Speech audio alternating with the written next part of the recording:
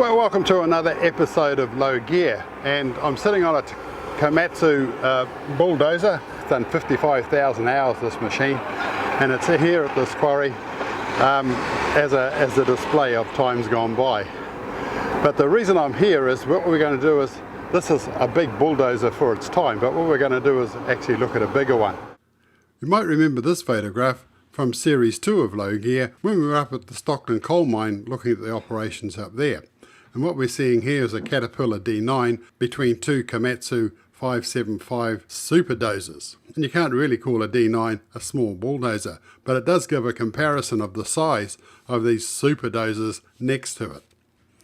Our show this week is looking at the history of these machines and following the journey of one of them as it comes dismantled on 5 trucks to Auckland, and we'll watch it being put back together by a team of mechanics and engineers. We start the ball rolling in the middle of the night on Auckland's Southern Motorway as the body of our super dozer heads to its destination on the back of a piloted transporter. This super dozer was dismantled some days earlier at Stockton, and this body has come across Cook Strait and on up the North Island to this point. Its other components are on another 4 trucks that are following it up, and the blade itself will be coming up in a few days' time, but that too is a transporter load by itself. As I talk to Jamie, we'll watch this 575 go back together. With me is Jamie, and welcome to our little show. Thanks, Jamie. Bill. And a 575 bulldozer is enormous, you just have to say. And we've spent the last week watching this thing go back together, and there's things about it that just, you know, this is like just a little driving wheel on the back, 8 ton. Yep. It's just one component, you know. So all up, I guess the thing. What is, you know, what it weighs all up? We calculated out to be roughly about 172 tonnes. So as it sits on the ground. As it sits on the ground. Yeah, all put together. Wow.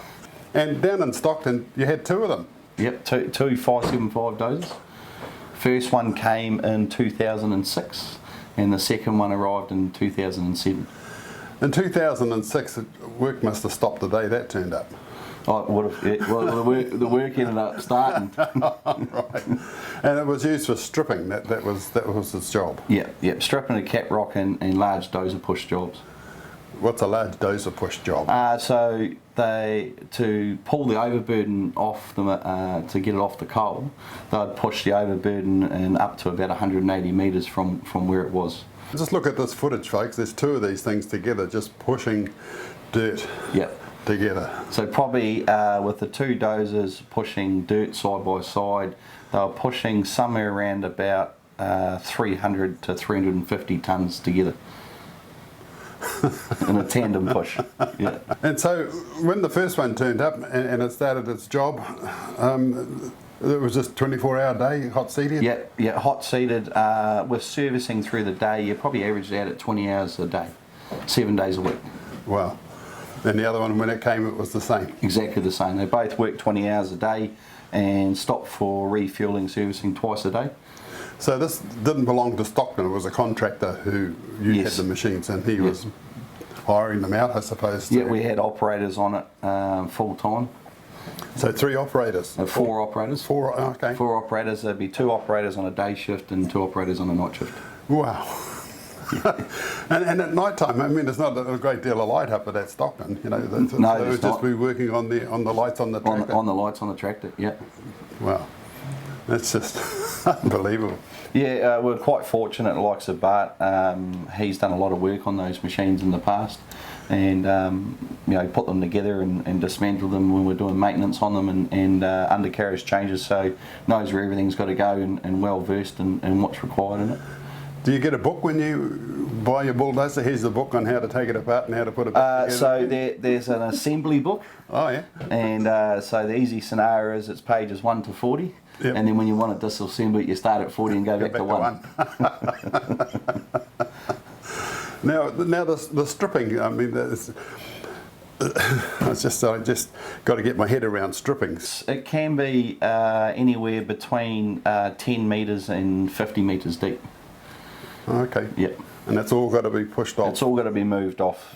So once they've done that, and they've done the coal, that's all come out. Does that dirt go back? It goes back on top. Yeah. And it's like nothing ever happened. Like, yeah, nothing ever happened. They take the seam of coal out and then put the overburden back on top and rehab it. Rehab meaning put the plants back. Yep, plants back and shape it all up and make the trees grow again. Not a lot of people know that. Mickey from the tour guy was telling me, that he made a point of actually showing us all the overburden, if you like, and where it's been put back and the rehab put on top. Yeah. He said that the greenies rave on about this is destroy, but you're not. You're actually doing what you have to do and then that's right. Put it back. While we were down there, we had 2 purposely built tractors built, purposely built buckets to, and same sort of scenarios like picking up ready lawn. With the excavator bucket would scoop a sod of vegetation up so it's still intact, place on these tractors, and the tractors would lay it back on the ground as if it had never been changed. In the final drive, when they were putting this machine together, I noticed that it's just a little set of gears, and it's slotted over that. If you look at the winches, we do a fair bit of 4-wheel driving, folks. When you take it apart, what's driving that winch, 12,000 pounds, is a thing about the size of a pencil. Essentially, it's the same winch, except you could winch all your 4-wheel drive club at once. Yeah, that's right. Okay. It's just interesting how the engineering, of these big machines is big doesn't necessarily mean it's driven by something big. That's right. Yeah. The Japanese have done a fantastic job with engineering that machine. The Japanese, things were made in Japan. When I was a boy, in the 50s, 60s, a lot of things were made in Japan, and everybody, Yeah. Now everything's made in China, and the Japanese stuff is actually quite good. I know the Daiwa fishing reels that are actually made in Japan. Yeah. This just lasts forever. It's equivalent made in China, sort of lasts about 4 fish, and you've got to throw it away. Yeah. But it's just saying, the Japanese have they copied Komatsu? No, they copied, or it's all original? It's all original. They've made their own things. They tend to listen to their clients on what needs to be done. So they're very, very mindful of making things better and improving equipment. And we've got a number of equipment that's been in the business for upwards of 15 to 20 years that is still going, and it's only a direct credit to their engineering abilities. Wow. So did did the guys from Komatsu come down here or down to Stockton? Oh yes, definitely. They were very hands-on there with maintenance and looking after those machines. The biggest thing is support afterwards. Right. That's mechanical support and parts support. So they're very hands-on and understanding what your needs are. That's just amazing.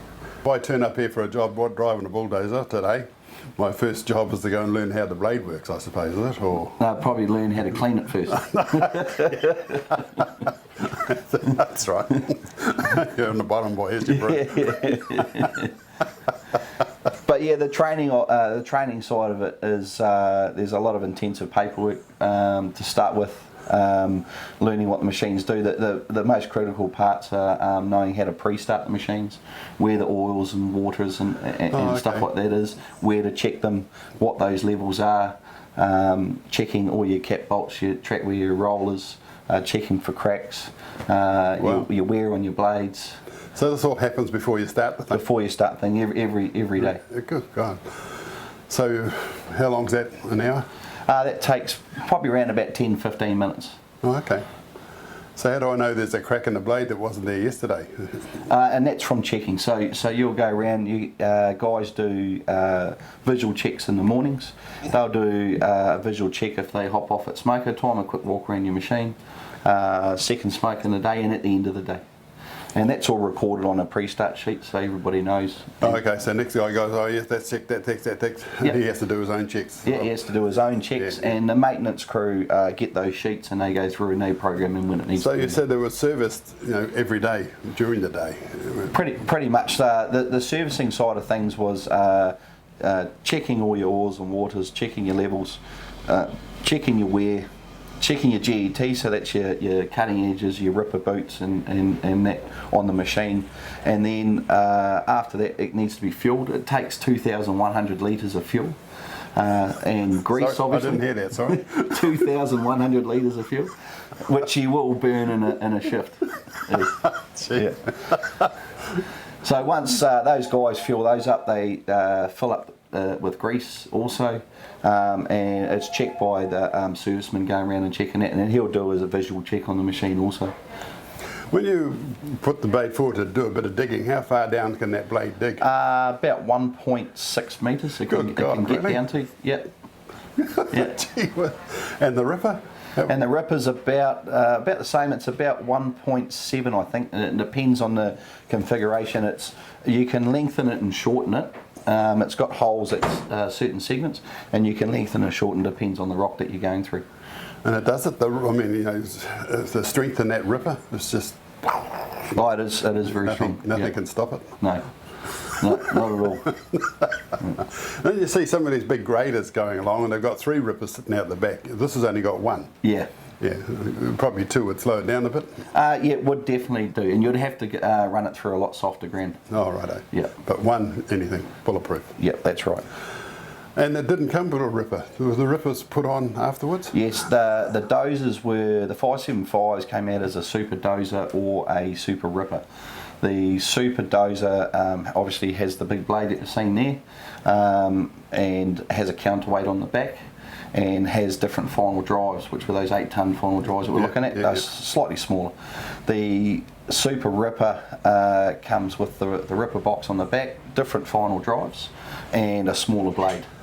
Oh, okay, so it's totally just blades just to push things out of the way while it's ripping. Yes, that's correct, yeah. So this system here, there's 41 of these dozers in the world now, 575s. The 2 that we have are the only 2 in the world that are super dozer and super ripper at the same time. Oh, okay, so that makes it quite unique. Very unique. And has that gone past their use-by date? Definitely not. No, definitely not. The machines are only major components. It's only a Dulux paint on the outside, so if you want to paint it up, it'll still look new. Oh, okay. So all you're changing is major components. Right. So it can start work tomorrow? It definitely can. So when we go up there shortly and start it up, it'll be ready to go. And do a job. Yep. Yeah, wow. And what's it going to do here? It's just going to be a part of a museum, I'm told. Pretty much, yeah. It's been a flagship machine for not only Komatsu but for Kaipara themselves, especially to own 2 of them in New Zealand and have the only 2 in New Zealand.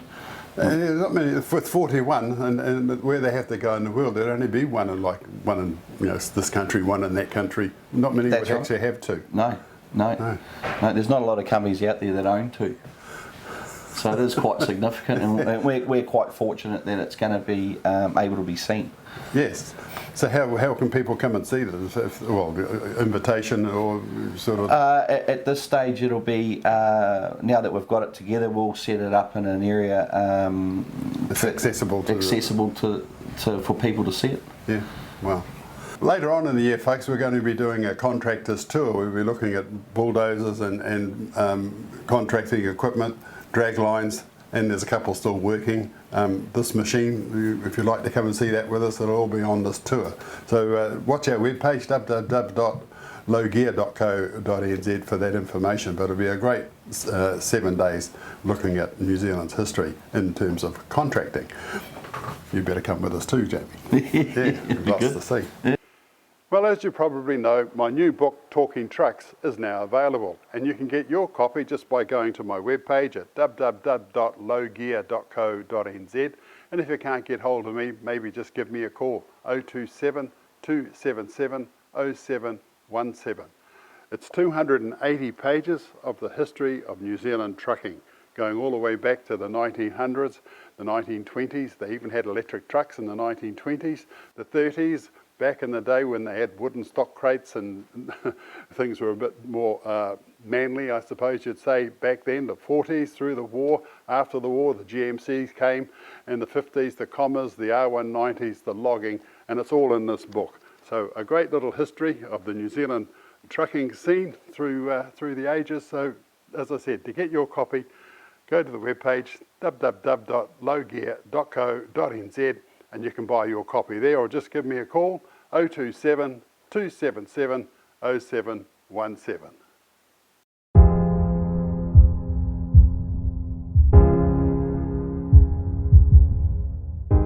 Jenner's Worldwide Freight. They provide simplified, custom-built solutions to your supply chain needs.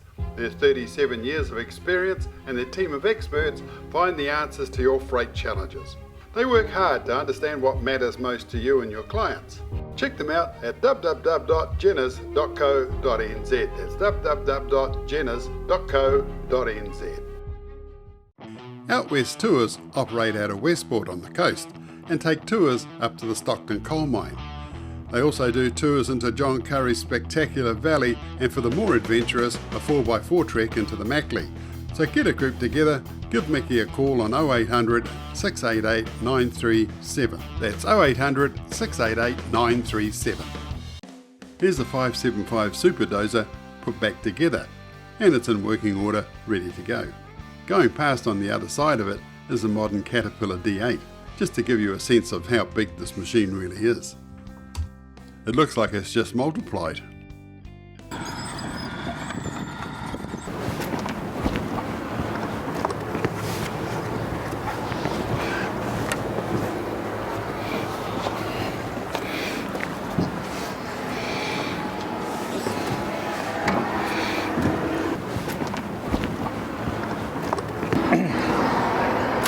You certainly get a good view from up here. Oh, there's a good view up here. So is this so the driver would have no reason to come up here? Would you still checking your oils? Oils, waters. Yep. Along the side, you'll come down along the side and check for the air cleaner indicators, check your hydraulicals, check your engine oil. Okay.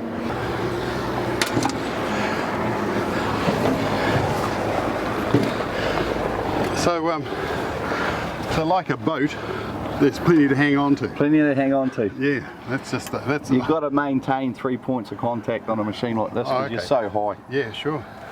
And that's the donk that drives it. God, It's massive. She's a rather large engine. Yeah, 1, 2, 3, 4, 5, 6 on that side. Or was it 5? No, 6. And 6 on the other side. Wow. And I see the air cleaners are easy enough to just undo. It's like a butterfly clip. So what he's checking in here, there's more oils. So 15 minutes to check everything before you even start. There's a switch. It's a fill point. It's a what? Like a filler. Oh, okay. So you take that cap off and I think that one's might be part of a grease line. Right. We've seen a few trucks in our travels that have automatic greasers. Yes, this is automatic greasing. Oh, okay. At the same time. Oh. The rams on the front of this are also ginormous. So what does that do? That lifts the blade up and down. Yep. And then the arm out to the left on the draft arm, that pitches the blade backwards and forwards. And the big oscillator arm there, that allows, it braces to the centre of the blade and allows it to tilt side to side. Wow. And the height of that blade? It is 3.8 metres high and the width of the blade is 7.3 metres wide. Wow. Of course it is. So that's just one ripper post is that what it's called, a ripper post? Yep, single tine ripper. Yep. Tine like birds. Yep, that's it. The ripper you can see has a hole at the top, so you can adjust that ripper. There's a pin that runs through the centre there. That pin will unlock, and as you lower it, you can lower it down to a different hole setting. And that can give you your how deep, your depth that you want to rip at. Look, it's about a metre and a bit now already hanging out the bottom there. Yep, that's correct. So that's pretty much standard I'll wear a rip to. If we're ripping harder rock, we'll probably lift it up a bit higher. And then with the two rams, or the 4 rams on the side here, what they do is as you lower this whole rear arm back into the ground, you need to angle the pitch of that ripper. This way. So essentially it's like digging with a spade. You want it at maximum penetration. Sure. And usually about 32 degrees is right where you want the tooth on the end of it to be at, and that gives you maximum penetration. Wow. Looking at all these hoses and knowing how hoses go pop, does that happen very often? It does happen. It does happen often enough. Wow. That's incredible. Sorry, boss, we've got a hose. Mr. Hose Doctor has to come from somewhere, or do you have them on site?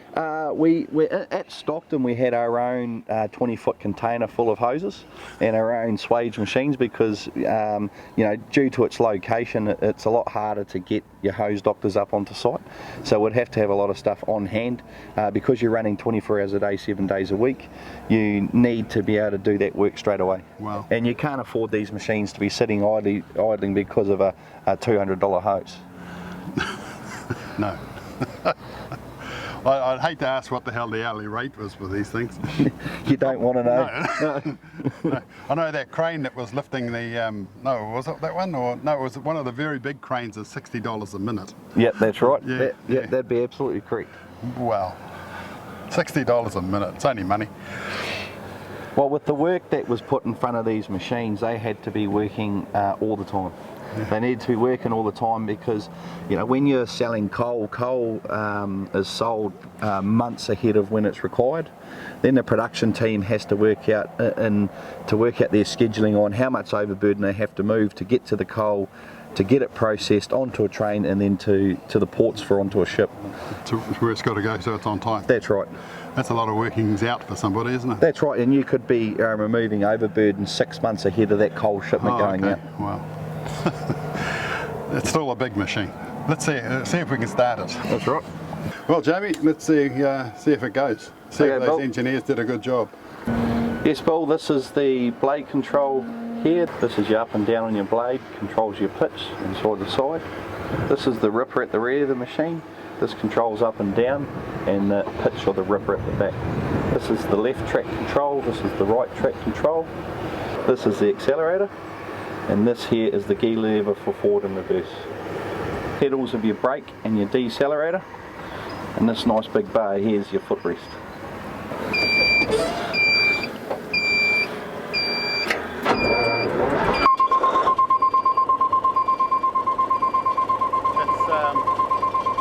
Over 1100 horsepower just sparked into life. Bells and whistles are going in there, and when they stop, we're ready to go.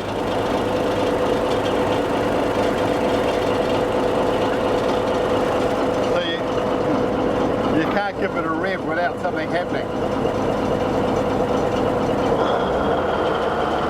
The little fella.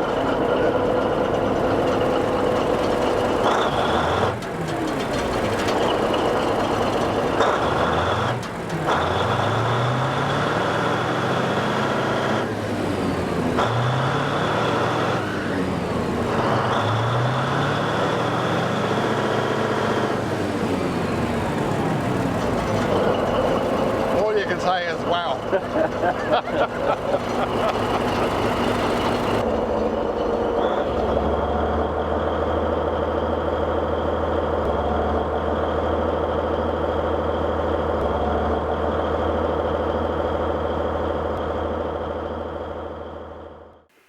Well, as you probably know, my new book, Talking Trucks, is now available, and you can get your copy just by going to my webpage at www.lowgear.co.nz, and if you can't get hold of me, maybe just give me a call, 027 277 0717.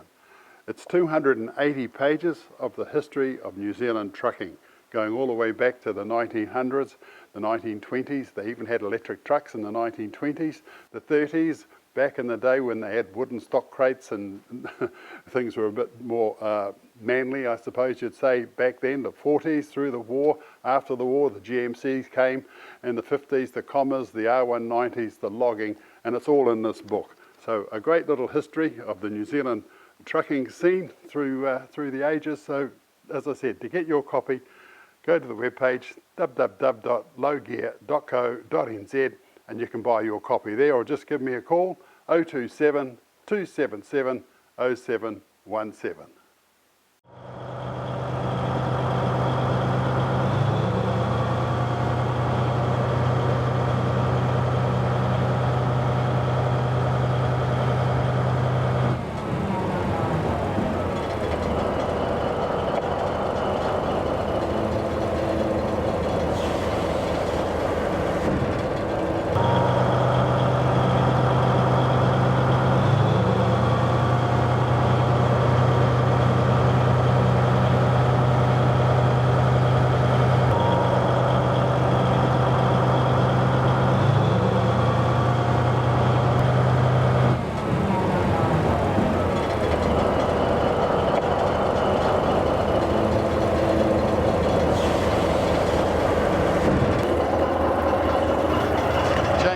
to say that was absolutely stunning. That was just amazing. That's just a great big huge machine doing what it does. And you're up there with a little speck in the top, just pushing little levers and making the whole thing go. Unbelievable.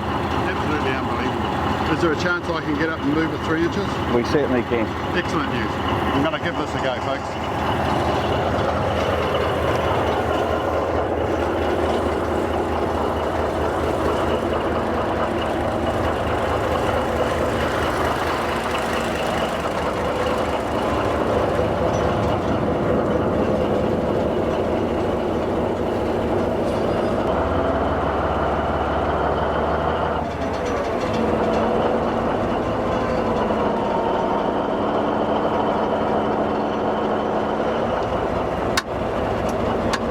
Which way do you want to go? You want to go forwards or backwards?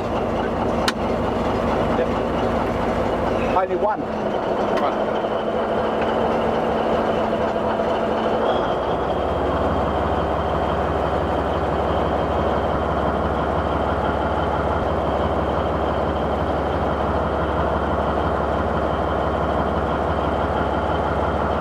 think I might have been born a bulldozer driver. This is just absolutely awesome. When do I start?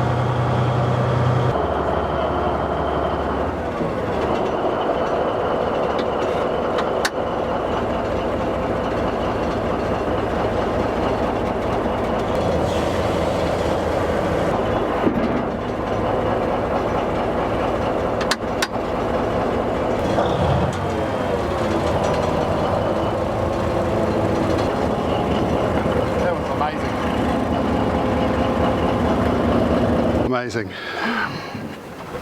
Jamie, thank you so much. It's been a great exercise. We've seen this thing sort of turn up on trucks, we've seen it arrive in the night, we've seen it put back together by the engineers, and now we've seen it start up and we've seen it go, and Billy Ho's had a drive. Amazing. No, my pleasure. Absolutely. Well, there you go, folks. You've seen it. It's all firsthand. I'm sure you've found it as fascinating as I have, and you know, just an incredible machine. And as Jamie was saying, it'll be available for relatively public viewing in due course, and you will see it if you come on my contractors tour later in the year. But there you go, Jamie. Thank you so much, and we'll see you all again next week.